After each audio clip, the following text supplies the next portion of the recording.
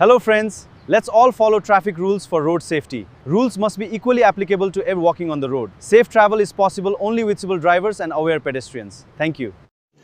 रुको जरा अहिले जो यो ट्राफिक रुल्सको बारेमा ट्राफिक प्रहरीहरू एकदम निर्मम तरिकाले लागिरहेछ यो राम्रो कुरा हो होइन तर ठुलालाई चाहिँ सानालाई इन्जिन हो सानालाई मात्रै पेल्ने सानालाई मात्रै चिट काट्ने भन्ने हो भने चाहिँ यो काम अहिलेदेखि बन्द गरी हुन्छ होइन सबैजनालाई सबैको लागि यो इक्वली नियम हो भने चाहिँ यो सबैले पालना गर्नु पर्यो अब यहीँनिर बाजिएको देखिन्छ जस्तै अब अहिले अब ट्राफिक रुल्सहरू लेन मिच्ने कुराहरू त अब मिच्नै भएन एक त होइन सबैले पालना गर्नु पर्यो अब रह्यो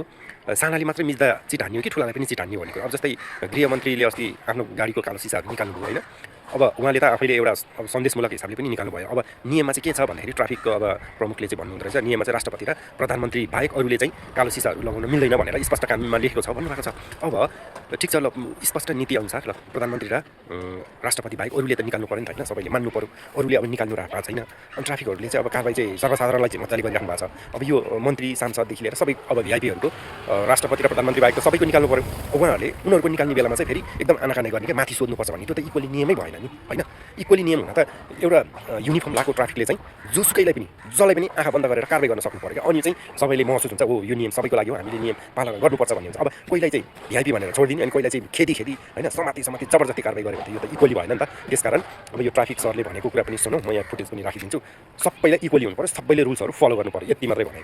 यो कालो सिसाको नियम कानुन के छ अलिकति जनतालाई बताइदिनुहोस् न सम्माननीय राष्ट्रपतिज्यू र सम्माननीय प्रधानमन्त्रीज्यू बाहेक अरूले चाहिँ